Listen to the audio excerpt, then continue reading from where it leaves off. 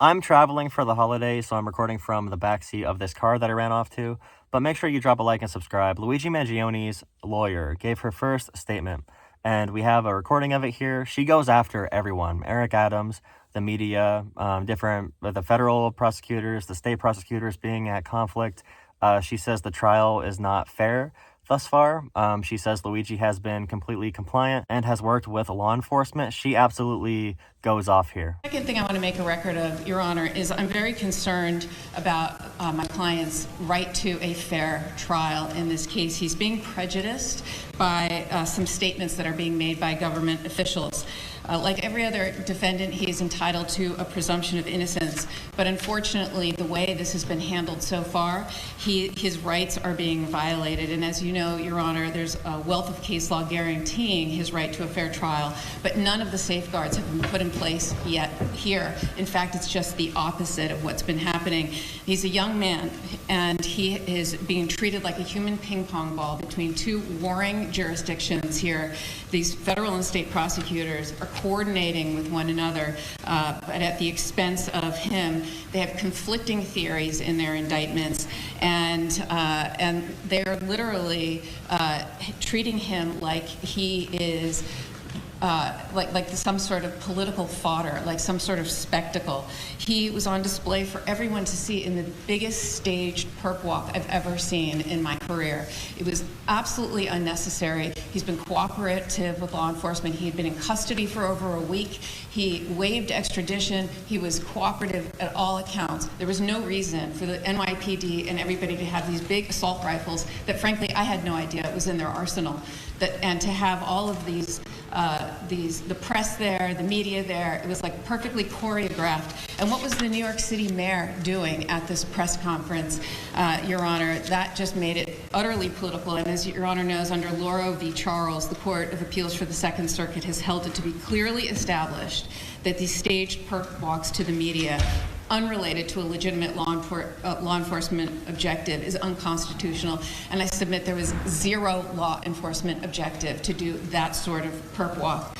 There's absolutely no need for that whatsoever.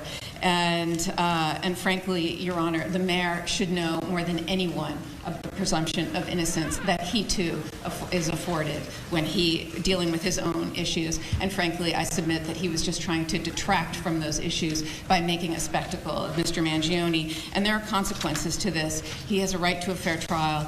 And I just want to put on the record statements that the mayor made publicly about my client.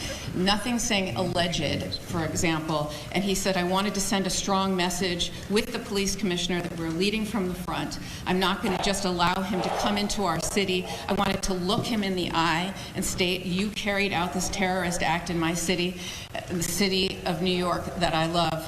And he wanted to show symbolism. Your Honor, he's not a symbol. He's somebody who is afforded the right to a fair trial. He's innocent until proven guilty. And the mayor was talking to jurors, future potential jurors that elected him. Those are the people that elected him, that he is talking to and calling this man a terrorist. So, Your Honor, I just want to make a record of this and put everyone on notice that this has to stop. And my client is entitled to a fair trial and the presumption of innocence.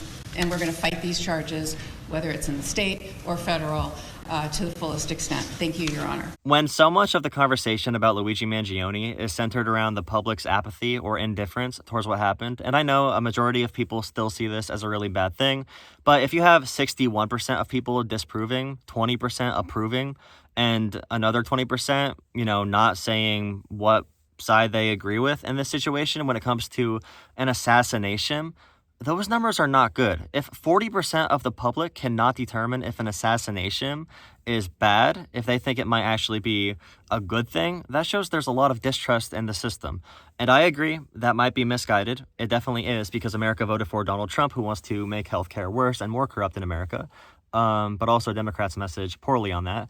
But I'm saying this to make the point that if people view this as corrupt, it's not going to help that perception from the ruling class if they decide to make this political to the max. If Eric Adams, who is dealing with his own corruption charges, the New York City mayor, who is so corrupt that he's becoming a Republican because the Republican Party accepts people like that. Look at the Matt Gaetz report today.